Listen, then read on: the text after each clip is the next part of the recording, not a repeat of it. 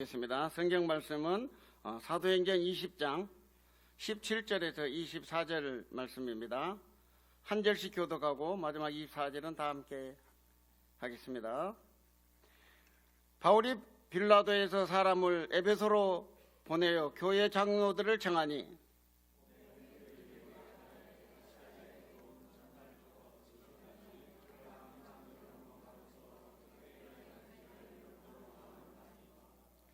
곧 모든 겸손과 눈물이며 유대인의 관계로 말미암아 당한 시험을 참고 주를 섬길 것과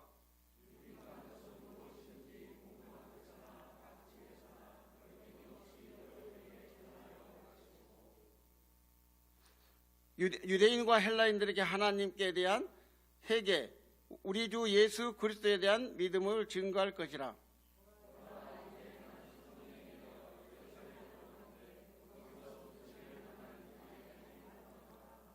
오직 성령이 각 성에서 내게 증거하여 결백한 환난이 나를 기다린다 하시나 다같이 내가 달려갈 길을 주 예수께 앞에 사명 곧 하나님의 은혜 복음에 증언하는 일을 마치려 함은 나의 생각조차도 조금도 귀한 것이 없기 여기를 아니하노라. 아멘. 이 시간 특송이 있겠습니다. 30세대 구역에서 특송하도록 하겠습니다.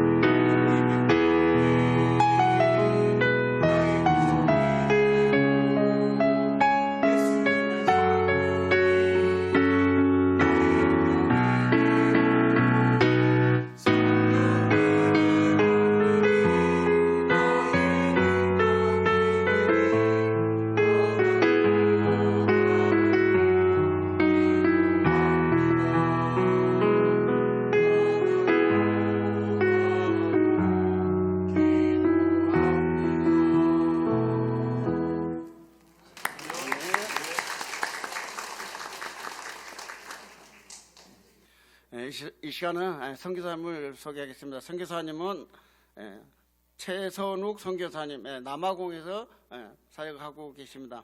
나오실 오늘 말씀 제목은 성령에 매여 매여 사는 인생이라는 말씀을 가지고 많은 은혜 받으시기 바랍니다. 나오실 때 우리 뜨거운 박수로 환영하시겠습니다. 네, 우리 사랑하는 우리 여수시민교회 성도 여러분 반갑습니다. 너무너무 오늘 아침부터 은혜롭고 또 귀한 메시지 주신 우리 박건주 담임 목사님 포함해서 또 여러 장로님들 제가 몇 분 이렇게 짧은 시간 만났는데 너무너무 감사해요. 가족 같아요. 사실 94년도에 저희가 고신대학교에서 우리 박 목사님 만난 뒤로 거의 뭐 한 30년 만에 이렇게 최근에 어디 계신지 모르고 있다가 최근에 이렇게 여수에서 이렇게 아름답게 목회하신다는 소식을 듣고 참 이렇게 볼 수 있는 것이 얼마나 감사한지요. 저는 남아공에서 16년째 지금 이제 살고 있고 선교사역을 감당하고 있는데 여러분들에게 오늘 이제 선교지 이야기도 좀 나누고 또 저희 아마 그 속에 저희 간증도 들어있고 또 우리 사역적인 이야기들이 또 있습니다. 그래서 영상을 한 2개 정도를 가져왔는데 먼저는 짧은 영상을 하나 이렇게 띄워주시면 짧게 이것은 이제 저희 남아프리카 공화국 안에 주일학교 아이들 찬송하는 모습이에요. 저희는 사우스아프리카 남아공 최선욱, 김혜숙 한번 틀어주시면 제가 짧게 한번 설명을 드릴게요. 두멜랑 모디모 플로노로 파제 남아공 안에는 9종족 언어가 있는데 그 중에 한 언어 수트 종족의 말로 저는 아들 하나 딸 둘이가 있습니다. 최하늘, 최지혜, 최진실. 그리고 2011년도 파송받았고 12년도는 남아공 안에 레소토라는 나라가 있어요. 거기서 현지교회를 개척을 했고 특별히 이제 전기 없는 마을들이 많아서 태양광을 저렇게 설치 뽀로싱이라는 마을이에요. 그리고 레소토 산속마을에 저 흑인 아저씨와 제가 좀 많이 닮지 않았나요? 저도 하나님 제 피부를 좀 새까맣게 해주세요 할 정도로 우리 흑인 현지들을 사랑하는데 15년도에는 또 다른 남아공으로 옮겨서 저렇게 현지 목회자 교육과 제 옆에 있는 저 친구가 내년에 목사 안수 받는 우리 현지 목회자 시파만다입니다. 그리고 저는 이제 벌써 3년이 되었네요. 현지 교회를 이양을 하고 목회자와 장로님들, 집사님들을 세워놓고 저는 떠나왔고 24년, 2년 전부터는 요하네스버그로 옮겨서 지금 현지 지도자 목회자들을 모아서 하는 사역들을 했습니다. 이 제목들은 사실 작년이 제가 안식년이어서 이런 제목들을 가지고 작년에 한국에 잠시 왔었고 근데 하나님이 다 응답해 주셨어요. 필요한 차량도 주셨고 필요한 사람도 붙여주셨고 모든 것을 다 주시면서 작년 8월에 저희 아내가 뇌동맥류 시술을 하게 되었어요. 뇌 안에 혈관이 이 얇은 혈관이 약간 부풀어 올라서 그게 터지면 뇌출혈이 된다 하더라고요. 그래서 이제 작년 8월에 발견이 되어서 아내는 시술을 했고 저는 10월에 남아공으로 다시 돌아갔고 그래서 지난 6개월을 아내 6개월 저도 6개월 서로 떨어져 살다가 이제 제가 지난주에 한국에 들어왔고 아내가 건강이 회복됐어요. 그래서 이제 우리가 6월 9일 날 이제 다시 남아공으로 저는 아내를 데려가기 위해서 지금 한국에 한 달 정도 이렇게 들어온 것입니다. 왔는데 참 감사하게도 이 여수시민교회를 알게 되고 우리 박 목사님이 그동안 이렇게 아름답게 목회했다는 말씀을 듣고 또 이렇게 만나게 된 것이 얼마나 감사한지 모릅니다. 여러분 하나님 나라에서는 우연이 없다는 사실을 다 믿으시지요? 참새 한 마리가 떨어지는 것도 하나님 뜻이 있어요. 의미와 그 타이밍이 있는데 오늘 이 오후 시간에 이 5월 3일에 이 선교 헌신 예배에 왜 저 아프리카에 있는 저 선교사님이 오셔가지고 이 말씀을 주시는지 저도 잘 모르지만 한 가지 확실한 것은 하나님의 뜻이 있다는 것입니다. 여러분 개인을 향해서 오늘 이 부족한 저의 사역과 이 삶의 모습과 이 설교의 말씀을 통해서 하나님 여러분에게 하실 말씀이 있다는 사실입니다. 그래서 남의 이야기처럼 듣지 마시고 주님 지금 저분의 입을 통해서 나에게 말씀하신다. 그렇게 받아들이시면 하나님 여러분에게 오늘 주실 크신 은혜가 있는 줄로 믿습니다. 저하고 아내는 완전히 달라요. 성격이 너무 달라서 특별히 이제 습관도 다르고 여러 가지가 다른데 그 중에 하나가 저희 아내는 어쨌든 아껴 살기 위해서 또 이렇게 씻어서 또 쓰고 또 재활용해서 쓰고 고쳐서 쓰고 이런 것들을 잘 해요. 그럼 이렇게 그 또 쓰려고 한쪽 집에 구석에 모아놓으면 저는 가만히 보고 있다가 여보 이거는 너무 많이 망가졌어요. 이거 버리세요. 이거 버려야 돼요. 하고 가끔은 제가 몰래 갖다 버리거든요. 그럼 어떻게 그 많은 것 중에 그걸 아는지, 여보 혹시 그거 본 적 있어? 하고 내가 버렸는데, 그러면 또 이렇게 기분이 나쁘죠. 그래서 이제는 물어보고 버려요. 허락을 받고 버려야 되기 때문에 여보 이거는 좀 심한 것 같은데 이것도 좀 버립시다. 이 정도는 뭐 버려도 되겠어. 뭐 다른 거 새 거 하나 사서 쓰면 되지 하고 그랬더니 저희 아내 말이 그겁니다. 여보, 주님이 당신도 지난 50년 동안 갖다 버리지 않으시고 지금까지 고쳐서 쓰고 있는데 이거 갖다 버리지 마세요. 이거 고치면 쓸 수 있어요. 하고 제가 갖다 버리지 못했습니다. 제가 이제 아내에게 이 이야기를 듣고 또 이제 선교지에서 말씀들을 또 보고 또 사역들 이렇게 하면서 보니까, 가만히 보니까 맞다. 여보, 당신 말이 맞아. 주님이 나에게 은혜 주시지 않으셨고 나를, 그 죄악 가운데 있던 나를 고쳐서 이렇게 사용하지 않으셨으면 이렇게 있을 수가 없지. 그러면서 사실 오늘 사도행전 20장의 이 본문은 여러분들 사도 바울의 위대한 고백이 있는 그 말씀 아닙니까? 특별히 24절이 그런데, 그러면서 이제 사도 바울의 모습들을 보고 또 말씀을 이렇게 묵상하면서 보았을 때에, 사도 바울이 사울일 때에, 그가 바울 되기 이전에 사울일 때에 정말 예수 믿는 사람을 이렇게 잡아서 감옥에 가두는 영장을 받아서, 만약에 오늘도 사울 같은 사람이 있었다면 저 여수 시민교회에 또 오후 시간에 예배 드리는 그 예수쟁이들이 모여 있다더라 해가지고, 아마도 지금 여기도 그 사울 같은 사람이 있었으면 여러분 다 잡아가지고 감옥에 다 넣으려고 했던 사람이 있을 거예요. 근데 이제 그 사울이 그날도 똑같이 다메섹에 있는 그 예수쟁이들 잡아가두려고 가다가 누구를 만나지요? 부활하신 예수님을 만나지 않습니까? 그 부활하신 그 예수님의 그 영광스러운 빛 앞에 그가 눈이 멀면서까지, 근데 그가 예수님을 만나고 나서 이 사울이 치유되고 고침받고 회복되어서 그의 평생에 쓰임받았던 그 이 사도행전 안에 이 스토리들이 얼마나 아름다워요. 그러니까 중요한 것은 사도 바울도 그가 원래 그렇게 태어난 사람이 아니었다라는 거죠. 하나님과 원수가 되어가지고 예수 믿는 사람들 다 이렇게 잡아 가두려고 했던 그런 하나님과 원수 같은 사람도 하나님을 만나서 고침받아서 회복되어서 쓰임받는 그의 그 평생의 모습 중에, 오늘 이제 여기 17절에 보면 사울이 지금 바울이 예루살렘으로 가는 길이거든요. 예루살렘으로 가는 길에 밀레도라는 이 작은 섬에 멈추게 됩니다. 이때 생각이 난 것이, 내가 에베소에 있을 때의 그 장로님들 보고 싶다. 장로님들 한번 요 밀레도 섬으로 한번 오실 수 있겠어요? 내가 지금 예루살렘으로 가기 전에 장로님들을 너무너무 보고 싶은데 해서, 여러분 17절 보십시오. 사람을 보내서 에베소로 보내 장로님들을 청하니까 18절 같이 한번 읽어볼까요? 여러분 18절 시작. 오매 그들에게 말하되 아시아에 들어온 첫날부터 지금까지 내가 항상 여러분 가운데서 어떻게 행하였는지를 여러분도 아는 바니. 그러니까 지금 사도 바울이 장로님들을 반갑게 이 밀레도 섬에서 만나가지고, 아이고 장로님들 반가워요. 장로님들 잘 아시죠? 제가 첫날부터 지금까지 여러분들을 섬겼던 그 날 동안, 그리고 지금까지 내가 어떻게 하나님의 자녀로 하나님께 도구로 이렇게 쓰임받았고 어떻게 섬겼는지 여러분 잘 아시지요? 했을 때 장로님들이 맞습니다 고개를 끄덕거리면서 아마 사도 바울의 말에 이렇게 많이 수긍했을 거예요.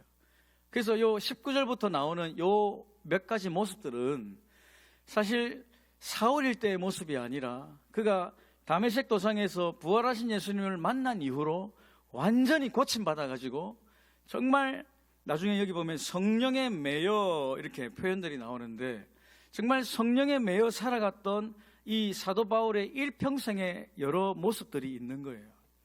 그 일평생의 여러 모습들, 그 증거들 속에 혹시 나에게도 이런 모습이 있나 하고 저와 여러분이 오늘 19절 말씀부터 하나하나 짧게 한번 나누기를 원하는 것입니다.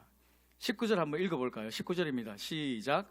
곧 모든 겸손과 눈물이며 유대인의 관계로 말미암아 당한 시험을 참고 주를 섬긴 것과. 아멘. 그러니까 사도 바울이 이야기합니다. 여러분, 내가 예수님 믿고 고침받고 회복되고 쓰임받을 때에 제가 여러분들을 섬겼던 이 첫 번째 그 증거 중에 하나는 모든 겸손. 여러분, 겸손이라는 이 주제는 얼마나 중요한지 모르겠습니다. 정말 선교지에 가서도 선교사가 겸손해야 되고, 여러분들이 이 땅에, 이 여수 땅에 살아가고 이 한국 땅에 살아가시면서 하나님의 자녀로 살아갈 때의 그 겸손의 모습, 뭐 한두 번 겸손한 척 할 수도 있고, 뭐 10번, 20번 계속 내가 노력할 수는 있지만, 정말 주님 오시는 그날까지, 아니 10년, 20년, 50년, 100년, 500번, 1000번, 만번, 수만 번 정말 하나님 앞에 겸손의 왕이신 예수님처럼 그 높고 높은 보좌를 내려오셔서 낮고 낮은 이 나에게까지 내려오셔서 나를 위해 생명을 내어놓으신 그 겸손의 왕이신 예수님처럼 이 겸손이라는 주제, 여러분은 좀 어떠세요? 예수님 만난 이후로, 아니 지금까지 정말 주님의 그 겸손대로 좀 살아가고 계시나요? 여러분, 선교사도 선교지에서 겸손의 그런 모습들이 필요합니다. 그 중에 하나가 뭐냐니까 선교사가 선교 현장에 그들의 언어와 문화를 배우는 거예요. 선교사는 사실 가르치러 갔지만 실상 조금 지나보면 선교사가 더 많이 배워요. 선교사가 그들을 고쳐주고 뭘 좀 잘 인도하러 갔지만 결국 시간 좀 지나보면 선교사가 그들에게 이게 인도함을 또 받고 또 배우고 익히고. 그래서 이제 저도 아까 그 선교 영상 중에 제가 오로싱이라는 말을 했죠. 이게 제가 섬겼던 남아공 안에 레소토라는 나라가 있는데 이게는 수투 종족. 그래서 언어를 배울 때에 Q가 들어가면 이렇게 발음하셔야 돼요. 그래서 성경 읽다가도 Q가 보이잖아요. 그러면 이렇게 발음을 하셔야 되는데 그 마을 이름이 QO예요. LOSING. 그래서 오로싱 한번 해보시겠습니까? 오로싱. 예, Q가 들어가면 하셔야 돼요. 그리고 제가 남아공의 레소토 교회를 섬기고 난 이후로 나중에는 오사 종족이라고 이 X가 들어가면 해야 하셔야 돼요. 그래서 Q가 들어가면, X가 들어가면 이게 혀를 입 천장 뒤쪽으로 약간 보내셔가지고 코사가 아니고 오사. 그래서 하나님을 우티라고 하거든요. 우티 꼬가 아니고 우티. 그래서 제가 성경을 이제 선교사가 그들의 언어대로 읽어야 될 거 아니에요. 창세기 1장 1절부터 태초에라는 말이 에쿠 알레겐이에요. Q가 들어간 거기에 에쿠 알레겐이. 한번 해보시겠습니까? 에쿠 알레겐이. 이게 태초에. 하나님 뭐라고요? 우티. 왜냐하면 발음을 정확하게 하고 그들의 문화와 언어대로 제대로 표현이 돼야 이들이 말씀을 알아듣지. 그래서 말씀을 이제 일단 외우는 거죠. 외우고 또 읽고 반복하고. In the beginning, 태초에 에쿠 알레겐이. 우티, 하나님께서 와다알라 창조하셨습니다. 아마줄루 하늘들과 넥슬라바티 땅을. 이게 창세기 1장 1절 말씀인데, 그리고 중간에 C가 들어가면 혀차는 소리. 그건 여러분 잘 하실 것 같은데. 그래서 이제 니푸나 우보나 이게 아와 액아웨니 하면은 나는 당신을 주일날 보기를 원합니다라는 뜻이에요. 그들의 말로 열심히 배워서 또 복음을 전하고 내일 주일인데 교회 꼭 오세요. 그러면 전부 다 나간자 할리 그래요. 그 말은 꼭 가겠습니다. 그럼 저도 기뻐가지고 감사합니다. 니푸나 우보나 이게 아와 액아웨니 이게 on Sunday 주일에 at church 교회로 이게 이제 거기에 C가 많이 들어가서 이게 아와 액아웨니 전부 다 나간자 할리 꼭 들어갈게요 하고 감사합니다 하고 다음날 주일 아침에 이제 기다리고 있으면 아무도 안 오는 거죠. 그러니까 현장에서 그들의 언어를 배우고 문화를 익히고 결혼한 남자는 수염을 기르고 살게 돼 있어요. 결혼한 여성은 바지를 입지 못하고 롱스커트 치마를 입고 몸에 선이 드러나지 않도록 약간 그런 보수적인 기준들도 있고요. 그래서 이런 이 현장에서의 그런 모습. 근데 아까 제가 몇 년 됐다고 했지요? 저희는 이제 16년 됐거든요.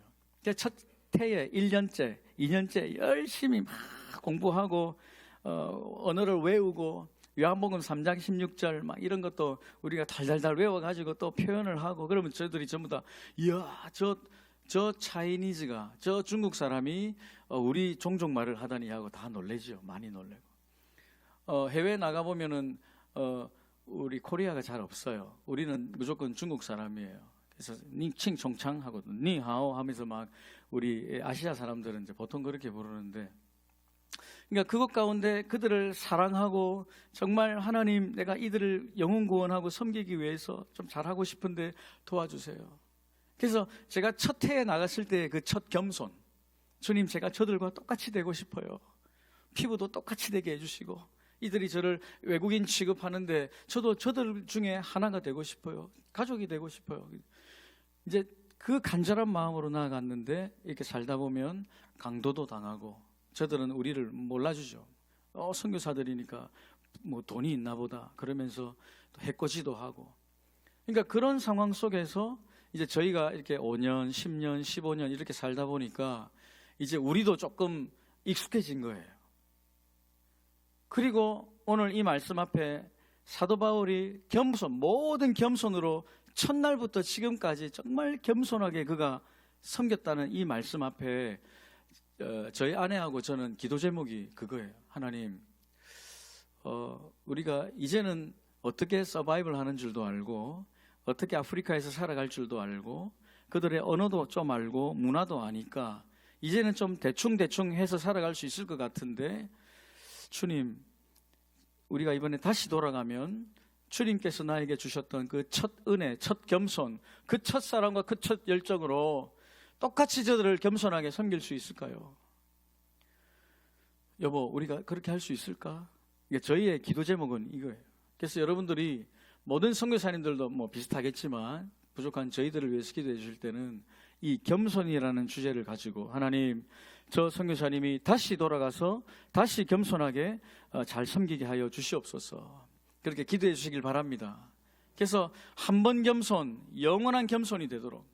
제가 이제 어제 우리 박 목사님 만나서 좀 지난 한 10년 동안 이 교회를 그렇게 눈물로 사랑으로 섬겼던 여러 말씀들을 하시는데 참 귀하시다. 주님, 저에게도 저 겸손으로 다시 선교지에서 그렇게 살도록 해주세요.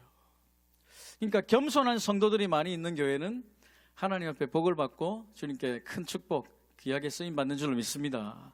그래서 지금 사도 바울이 겸손에 대한 이야기, 두 번째는 뭐지요? 모든 겸손과 뭐라고 다 있습니까?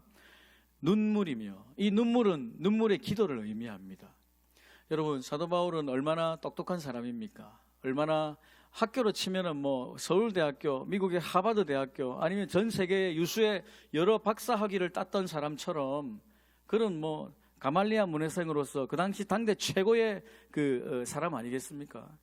그래서 그가 어떻게 보면은 교만한 사람이죠. 너무 많이 알기 때문에 그는 겸손할 필요도 없고, 이 눈물의 기도가 어디 있습니까? 내가 해결할 수 있는 것, 목사님 이건 내가 해결하겠습니다. 장로님 이건 제가 할 수 있습니다. 한번 엎드려서 기도해 볼 생각도 하지 않고 이 조그만한 거, 이 작은 거, 이 정도는 내가 할 수 있겠지. 그러나 그랬던 사도 바울이 그가 주님을 만나고 난 뒤로는, 장로님들, 제가 여러분을 이렇게 겸손과 눈물로 섬겼잖아요. 눈물의 기도로 그 어떤 작은 것 하나도 내가 엎드려서 기도하지 않고서는, 주님 앞에 응답받지 않고서는 내가 도무지 움직이지 않았던 그 겸손과 그 눈물의 기도의 모습을 이야기하고 있습니다. 우리 여수시민교회는 저도 아침부터 함께 예배 드렸는데 우리 젊은이들도 많지만 어르신들이 많잖아요. 여러분들이 한번 이렇게, 요즘은 그렇지 않잖아요. 다 함께 묵상 기도함으로 예배하겠습니다. 땡, 종을 한번 땡, 옛날에는 그렇게 하지 않았습니까? 그래서 하나님과의 관계가, 눈물의 기도가 항상 있으신 분들은 묵상 기도한다고 종소리만 하나 땡 쳐도 바로 그냥 하나님의 임재 안으로 들어가서 오늘 예배 가운데 하나님이 나를 어떻게 인도하실지를, 정말 하나님께서 내 인생을 어떻게 인도하실지를 말씀을 사모하던 그 간절한 마음, 그것이 우리 어르신들이 있지 않나요? 그죠? 그래서 그 신앙의 유산, 그 믿음의 그 눈물의 기도의 유산이 우리 젊은이들과 우리 자녀 손손 대대로 그것이 이어지는 것이 얼마나 아름다운 것입니까? 그래서 저도 이제 이 말씀과 함께 살펴보는 거예요. 하나님, 내 안에 이 겸손을 끝까지 유지하게 해주십시오. 하나님, 내가 어떤 작은 것 하나도 내가 교만스럽게 할 수 있다고 해서 내 손에서 다 해결해버리는 것이 아니라 먼저 엎드려 눈물로 기도하게 하여 주시옵소서 하고, 이 겸손과 이 눈물의 기도, 이 부분에 대한 것을 주님이 저에게 말씀하시고, 저는 오늘 선교 헌신 예배로 지금 앉아 계신 여러분 모두에게도 주님이 말씀하시는 줄로 믿습니다. 믿음으로 받아서 결단하시고 결심하셔서 주님 다시 한번 회복시켜 주시고, 이 여수 땅에 우리 여수 시민교회를 통한 놀라운 부흥의 역사가 오고 오는 세대에 다시 일어나게 해달라고, 지금까지 왔던 이 아름다운 이 목양과 이 아름다운 교회의 여러분들의 모습이 있지만, 그러나 지금부터 더 하나님 부흥의 역사가 이 여수 땅에 우리 교회를 통해서 일어나게 해달라고, 그러한 눈물의 기도가 있어야 되는 줄로 믿습니다. 또 한 가지는 19절에 뭐가 있습니까? 유대인의 관계로 말미암아 당한 무엇을 참았다고요? 시험을 참고 주를 섬긴 것과. 사실 우리가 신앙생활 하다 보면 이렇게 참고 인내해야 되는 일이 얼마나 많이 있습니까? 저도 이제 선교사에게 그렇게 길지 않지만 사실은 아까 우리 영상 속에 나왔던 교회들 중에 한 교회에서 저는 지금까지 이제 4교회를 지나왔고, 이제 올해 5번째 교회를 개척을 했거든요. 6개월 전에. 그래서 5번째 교회를 섬기고 있는데, 제가 3번째 교회를 섬길 때에 그 교회의 한 현지 목회자가, 현지 목회자들이 다 좋은 분들이 많은데 가끔 좀 엉뚱한 분들이 있어요. 그분들이 이제 저를 재판에 고소한 거죠. 고소를 해서 저 선교사를 쫓아내면, 저 선교사가 지금 섬기고 있는 저 교회와 저 땅과 저 건물을 내 것으로 삼아서 내가 저 교회 예배당을 팔아버리면 나는 부자가 될 수 있겠다, 이런 엉뚱한 사람이 가끔 있어요. 그래서 하루는 제가 이 교회를 섬기고 있는데 이 재판을 갔다 왔다면서, 이제 당신은 이 교회에 못 옵니다, 이 교회 접근 금지 명령 판결문을 가져와가지고 저에게 이렇게 주는 거예요. 그래서 제가 깜짝 놀래가지고, 아니 무슨 소리입니까? 저는 행정적으로 정확한 절차에 따라 이 현지 우리 오사 종족 교회를 목회하는 외국인 선교사 담임 목사로서 목회를 하고 있는데, 왜 당신이 갑자기 이런 걸 갖고 와서? 그러니까 어쨌든 저는 법을 잘 모르니까 그 당시 우리 교회 현지 성도들이, 성사님, 지금 제가 파스타 부요거든요. 부요. 예, 오사네임이 부요. 이 행복이라는 말인데, 부요 초이. 최부요 목사님, 지금 일단은 이걸 피하십시오. 이들이 우리를 해코지하고 이게 법적으로 막 하다 보면 우리는 모르니까 추방당할 수 있으니까. 그래서 한 3개월 정도를 저희는 집에서 예배했습니다. 주중에는 이제 제가 장로님들 만나가지고, 또는 우리 청년 설교자들을 만나가지고, 이거 이번 주 메시지입니다 하고, 그들은 저의 메시지를, 편지로 준 메시지를 읽죠. 그럼 저희는 이제 예배당이 아니라 집에서 예배하고, 그러다가 이제 교회가, 이 현지 목회자가 너무 악하니까, 이 너무 악한 모습을 보고 교회가 변호사를 사서 재판을 다시 했어요. 다시 재판을 했을 때 이 현지 목회자의 거짓말이 다 들통이 나서 이 교회가 재판을 이긴 거예요. 그래가지고 그 첫 번째 나왔던 그 판결문을 뒤집고 이제 저는 다시 교회로 나올 수 있게 되었어요. 그래서 성도들이, 목사님 교회 이제 나오셔도 됩니다 해가지고 우리는 다시 3개월 만에 교회를 갔고, 앞에서 이렇게 예배를 인도하는데 그 저를 고소했던 그 형제가 이 맨 앞자리에 그대로 앉아 있는 거예요. 그래서 제가 깜짝 놀래가지고, 아이고, 저 사람이, 우리를 저렇게 힘들어했던 저 사람이 여기 앉아 있구나 하고 되게 마음이 불편했죠. 그리고 예배가 마치고 나서 저하고 이제 우리 아내가 이야기합니다. 여보, 이 지금 약간 조금 이상한데 어떻게 하지 하고, 이 불편한 마음으로 하다가 아내와 저는 어떤 결정을 내렸냐면, 여보, 우리가 용서합시다,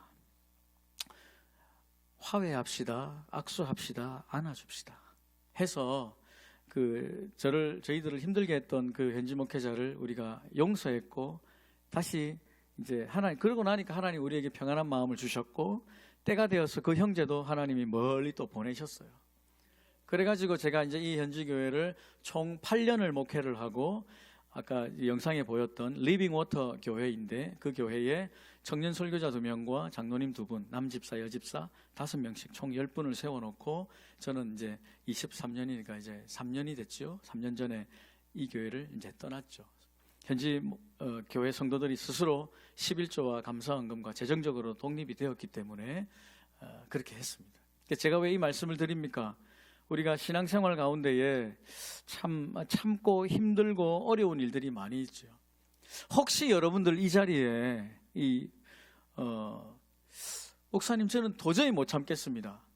장로님 이 일은 도저히 안 됩니다. 꼭 말을 해야 됩니다. 해결해야 됩니다. 이건 처리해버려야 됩니다. 이렇게 해야 됩니다. 저렇게 해야 됩니다 하고 답답한 심정으로 혹시 앉아 계시는 분이 혹 있으시다면 오늘 하나님께서 이 말씀으로 우리에게 말씀하신다고 믿고 또 참고 주님을 끝까지 섬기시기를 주님의 이름으로 축복합니다. 참 쉽지 않습니다. 또 참아야 되고 또 용서해야 되고 또 인내해야 되면서 묵묵히 주님 부르신 이 길을 내가 간다는 것은 쉽지 않지만 그러나 때가 되면 하나님께서 여러분들을 높은 자리에 정말 올려주실 줄로 믿습니다. 그래서 이 인내, 이 신앙에 참고 인내하는 부분. 자, 19절에 보십시오. 겸손한 거, 눈물 흘리며 기도하는 거, 그리고 끝까지 참으면서 묵묵히 이 길을 걸어가는 것. 사도 바울이 원래부터 그랬던 사람이 아니라는 사실을 여러분 믿으셔야 돼요. 사도 바울을 그렇게 고치셨다면 주님은 오늘도 나를 그렇게 고치셔서 내 평생에 이러한 증거들로 가지고 나의 인생을 사용할 수 있는 것입니다. 그리고 20절에 보면 20절 같이 한번 읽겠습니다. 20절 시작. 유익한 것은 무엇이든지 공중 앞에서나 각 집에서나 거리낌이 없이 여러분에게 전하여 가르치고, 여기서 유익한 것은 말씀입니다. 우리가 늘 나누는 말씀, 오늘도 목사님께서 선포했던 그 말씀, 내가 명절 때 친척들 일가족 만나면 가끔 내 가족들 만날 때 나누는 말씀, 어떤 분은 이제는 전도해야지 해서 내가 결심하고 나누게 되는 것. 사도 바울이 이게 무엇이든지 공중 앞에서나 집에서나 거리낌이 없이, 사도 바울의 위대한 고백이죠. 내가 복음을 부끄러워하지 아니하노니. 그러니까 내가 이 복음, 생명의 말씀, 하나님의 말씀을 부끄러워하지 않고 가는 곳마다 증거하는 것. 여러분, 선교사들을 생각하면 선교사님들은 부끄러워하지 않을 거야. 선교사님들은 당연히 선교지마다 잘 복음을 전할 거야. 아닙니다. 선교사들에게 여러분 용기가 필요합니다.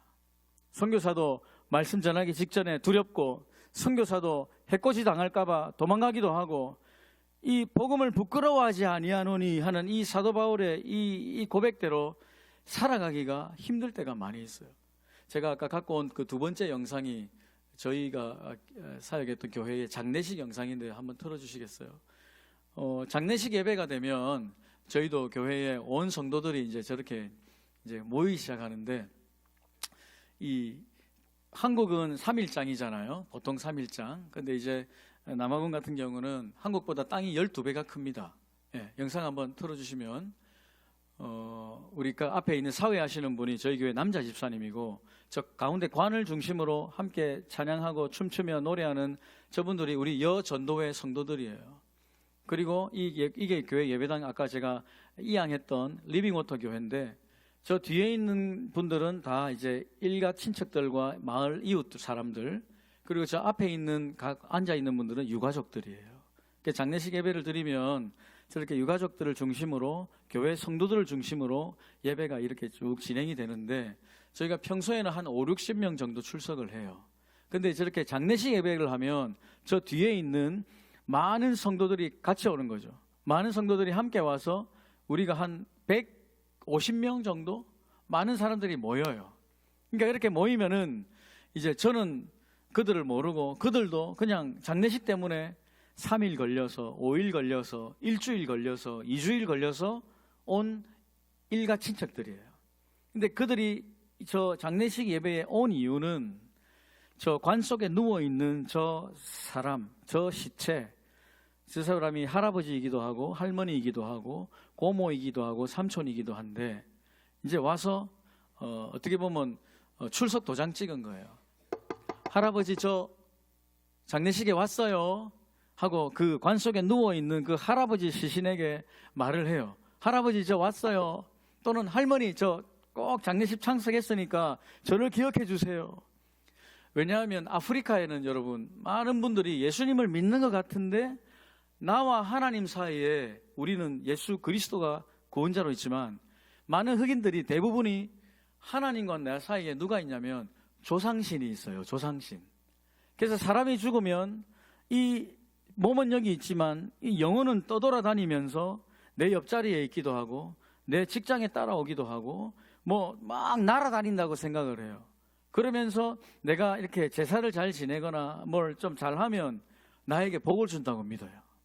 그리고 뭐가 큰 질병이 생기거나 안 좋은 게 생기면 아이고 내 조상신이 노했구나, 내 조상이 노했구나 하면서 그 쌍고마 그 무당 같은 사람을 찾아가서 막 구슬하기도 하고 어떤 주술 행위를 하기도 하고 그래요. 그래서 저렇게 장례식장 예배가 되면 많은 사람들이 모여가지고 결국 저 조상신 앞에서 이제는 영혼이 된 조상에게 할아버지 우리 아이들 꼭 시집장가 잘 가게 해주세요.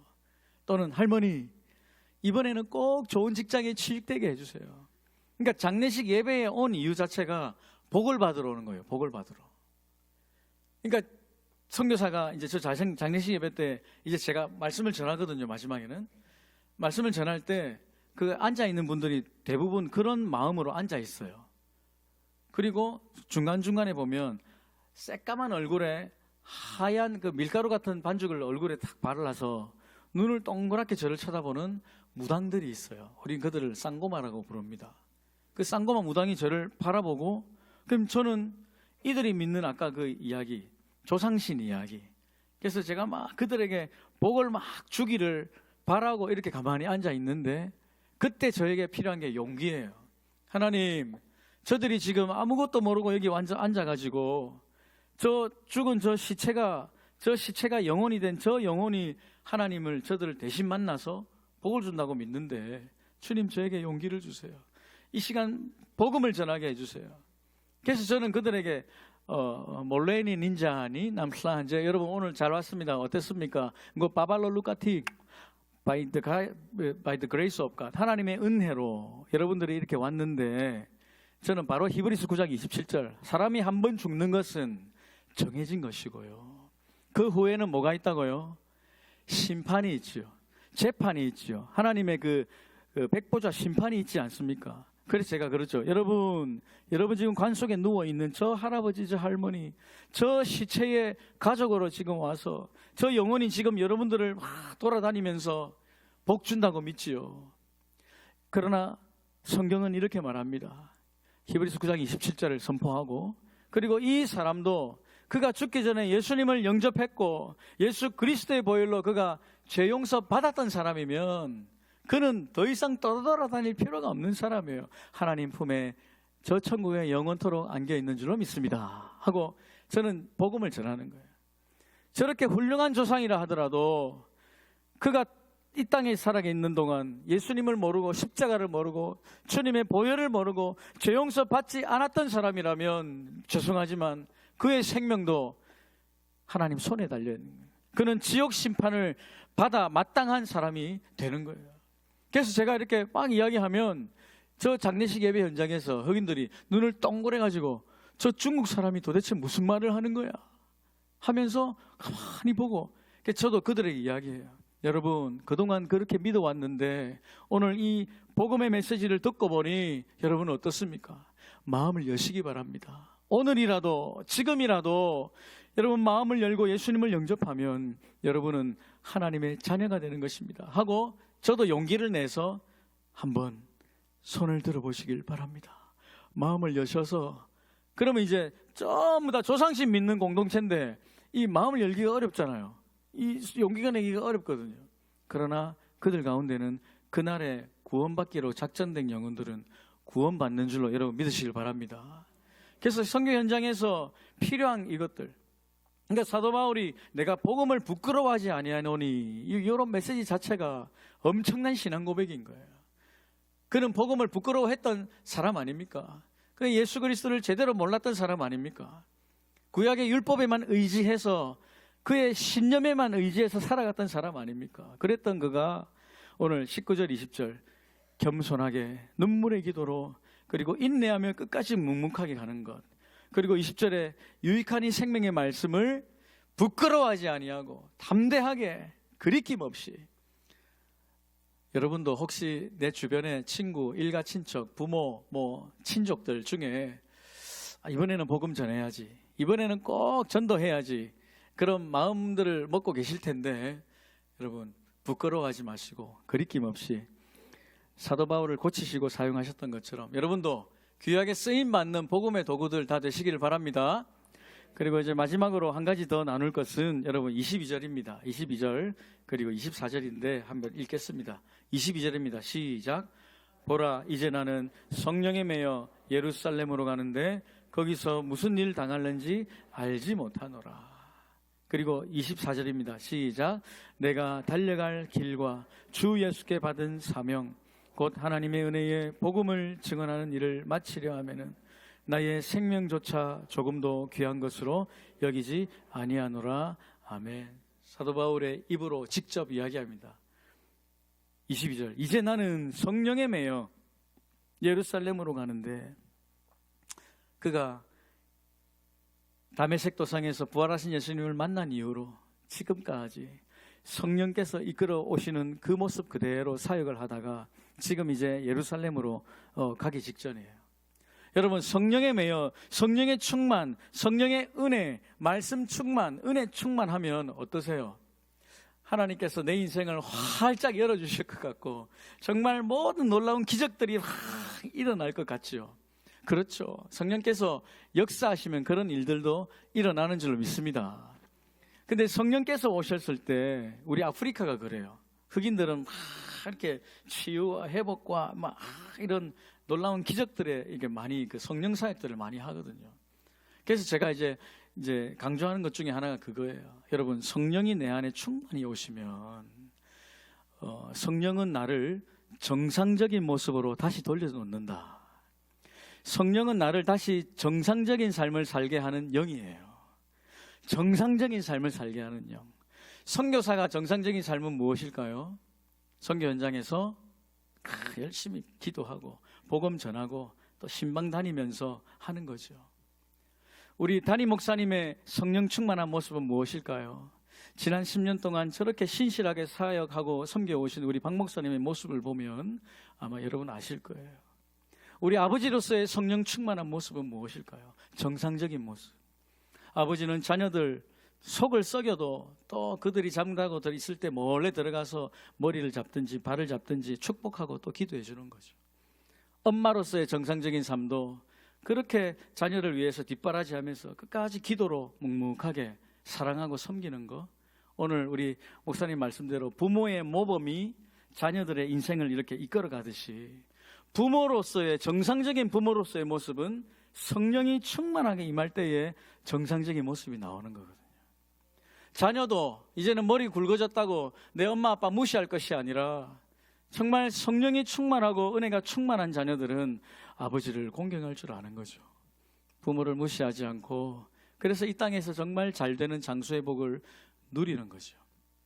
그래서 남편의 정상적인 모습, 끝까지 아내를 사랑해주고, 아내의 정상적인 모습도 뭐예요? 그래서 그렇게 속썩이는 남편 같지만 정말 기도하고 남편을 뒷바라지하며 남편을 존경해주고 순종하기까지 나아가는 그 아내의 정상적인 성령이 충만한 모습은 성령이 임할 때에 아마 여러분들이 알 수 있을 거예요. 이 5월달이 여러분 가정의 달인데 정말 성령 충만해서 정상적으로 행복한 가정 되시기를 주님의 이름으로 축복합니다. 그래서 이 사도 바울이 성령에 매여서 이제 예루살렘으로 가기 전에 그가 마지막 이 놀라운 고백 아닙니까?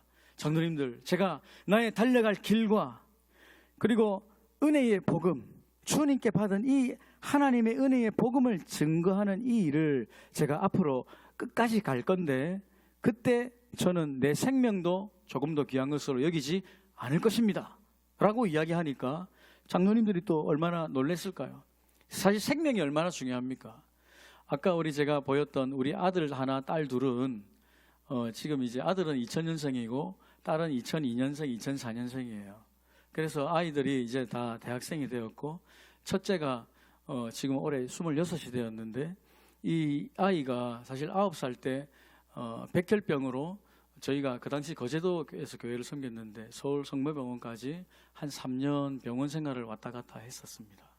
그때 이제 아이가 뼈만 앙상하게 남아가지고 이 9살짜리 아이가 병원에 누워서 이제 죽어가는데 그때 제가 아버지로서 뭐 아무것도 할 수 있는 것도 없고 목사라도 뭘 우리가 할 수 있겠습니까? 하나님 손에 달려있는 이 모든 것. 그래서 막 기도를 하는데 하나님 이 아이 저는 선교사로 안 가도 됩니다. 그때 왜냐하면 우리가 그 대전에 선교본부에 선교사 어플라이 했거든요. 그래서 이제 선교사 훈련 받으려고 하나님 제가 이제 훈련 받아서 선교지 가고 싶습니다. 보내주세요 하고 그 선교사 어플라이를 하고 준비하고 있는데 아이가 아파서 죽음의 위기로 왔다 갔다 하니까 그때 기도의 제목은 다른 거 다 필요 없어요. 요거 저 선교사 안 보내주셔도 되고 저는 요거 안 해주셔도 되고 저거 안 해주셔도 되니까 이 아이 생명만은 살려주세요. 이 아이 생명만은 살려주세요. 이 9살짜리가 뭘 알겠습니까?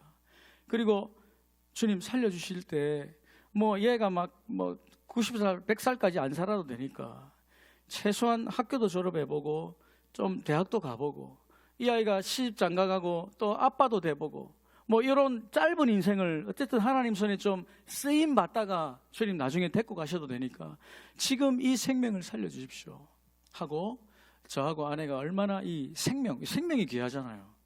여러분도 우리가 지금 살아있으니까 이 앞으로 미래의 비전과 또 미래의 일들을 향해서 기도하고 기대하죠. 여러분 그동안 뭘 좀 많이 쌓아두고 모아두신 게 계십니까? 그거 오늘 밤 주님 여러분 데려가시면 소용없다는 거 우리 알잖아요. 왜? 생명이 있을 때 의미가 있으니까. 그래서 저도 아이를 위해서 하나님 이 생명 주님 살려주세요. 아니 차라리 내 생명을 갖고 가세요 하고 어쨌든 이 귀한 생명을 가지고 제가 기도를 하는데 오늘 사도 바울은 보십시오. 이 귀한 생명도 귀한 것으로 여기지 않겠다 하죠. 그 이유가 있어요. 여러분 찾을 수 있겠습니까? 24절 이유가 있어요. 무엇 때문에 이 생명을 귀한 것으로 여기지 않나요? 네네. 같은 명자로 끝나는 단어가 뭐가 있죠? 사명 맞습니다. 내가 달려갈 길과 주 예수께 받은 사명. 이 사명은 바로 저와 여러분이 하는 이 일이에요. 하나님의 은혜의 복음을 증거하는 거. 그러니까 여러분도 사명이 있고 저도 사명이 있고 우리가 하는 이 사명이 얼마나 귀하면 그렇게 귀하다고 생각하는 내 생명도 내어놓는 거죠. 그 이유 중에 하나가 그것입니다. 여러분 사명은 영원한 것입니다. 사명은 영원한 것입니다. 왜냐하면 내가 이 영혼 구원하기 위해서 여러분 오늘도 기도하셨죠. 찬양하셨죠. 섬기셨죠. 교회 봉사하셨죠. 또 내가 영혼 구원을 하기 위해서 또 이 했던 모든 이 사명과 연결된 이 모든 것은 하나님 나라에 영원토록 기록이 되고 기억이 되는 줄로 여러분 믿으시길 바랍니다. 그래서 영원한 가치가 있는 거예요. 여러분들은 영원한 가치를 발견하셨습니까? 그 영원한 가치를 발견하셨다면 이 땅에서 내가 잠시 살아가는 이 생명은 저 영원한 가치를 위해서 정말 사도 바울 고백처럼 그냥 내어놓아도 될 만큼 이 사명이 얼마나 가치가 있고 영원한 것인지 여러분들이 눈물을 흘렸고 기도했고 섬겼고 했던 그 모든 것은 하나님 나라의 영원한 상급으로 남는 줄로 여러분 믿으시길 바랍니다. 그 영원한 상급이 있으니까 주님 내가 이 땅에 사는 이 짧은 이 생명 주님 괜찮아요. 제가 이거 내려놓을게요. 그러니까 사도 바울의 이 위대한 고백. 그래서 제가 아까 우리 아들을 위해서 그렇게 기도했고 이 아이가 하나님 치료해 주셨어요. 정말 하나님 치료해 주셨어요. 그래서 여보 우리 다시 3년이 지났죠. 3년 지나고 우리 3년 전에 KPM 선교사 되려고 어플라이 했다가 아이가 회복됐으니까 여보 우리 다시 어플라이 합시다 해서 하나님이 아이도 살려주셨고 저희도 선교지로 또 훈련시키셔서 그 시간이 저희에게는 참 큰 기도 훈련의 시간이었던 것 같아요. 시키셔서 보내주셨고 그리고 이 아까 죽음의 위기에 있던 우리 아들이 5월 30일에 결혼을 합니다. 그러니까 하나님께서 우리의 기도를 응답해 주셨고 또 앞으로 이 아이를 어떻게 사용해 가실지 또 기도하면서 또 보게 하시고. 사랑하는 성도 여러분, 제가 오늘 말씀드리는 것은 그겁니다. 제목은 성령에 매여 사는 인생인데, 선교사가 선교지에서 성령에 매여 사는 인생이 되기 위해선 성령의 충만과 성령의 인도하심이 필요한 게 맞습니다. 그러나 선교사만이겠습니까? 오늘 이 말씀을 듣고 있는 여러분 한 사람 한 사람에게 주님은 성령에 매여 사는 인생 살기를 원하신다는 것을 여러분 믿음으로 받아들이시길 바랍니다. 그러면 점검하셔야 됩니다. 주님 나를 만나주셨나? 사도 바울을 고쳐주셨던 것처럼 주님 나를 고쳐주셨나? 주님 나를 고쳐주셨다면 내 삶의 현장에 이 겸손함이 있나? 정말 다시 한번 엎드려서 눈물로 기도하는 이 눈물의 기도가 나에게는 아직 있나? 이 답답하고 힘든 신앙생활 가운데 그래도 여전히 사랑하고 용서하며 참아가며 인내하고 묵묵히 걸어가는 내 믿음이 내 안에 있나? 이 유익한 생명의 말씀을 부끄러워하지 않고 꺼리낌 없이 용기를 내어서 공중 앞에서도 또는 개인적으로도 또는 내 일가 친척, 내 부모, 자식들에게 정말 생명의 말씀을 전하고 있나? 그리고 생명을 내어놓기까지 저 한 사람 영혼을 구원하기 위해서, 저 한 사람의 영혼을 구원하기 위해서 내가 이 사명 감당하기 위해서 내가 내 물질을 쓰고 시간을 쓰고 아니 내 생명까지도 내어놓을 수 있나? 그래서 오늘 저에게도 주님이 이 말씀을 주시는 것이고 여러분 각자에게도 오늘 주님이 이 말씀을 주시는 것입니다. 그래서 다른 건 다 까먹어도 멀리 아프리카에서 선교사가 와서 했던 이 말씀 중에 주님 나에게 겸손을 주세요. 눈물의 기도가 멈추지 않게 해주세요. 답답하고 힘들지만 인내하면서 또 묵묵하게 걸어가게 해주세요 하고 여러분들이 이 여수시민교회에서 하나가 되어서 똘똘 뭉쳐서 이번 올 5월달과 올 한 해 그리고 앞으로 우리 박 목사님과 함께 여러분이 정말 성령에 매여 살아가는 그런 삶과 사역이 되어서 은혜 충만히 받는 그런 주인공이 되시기를 주님의 이름으로 축복합니다.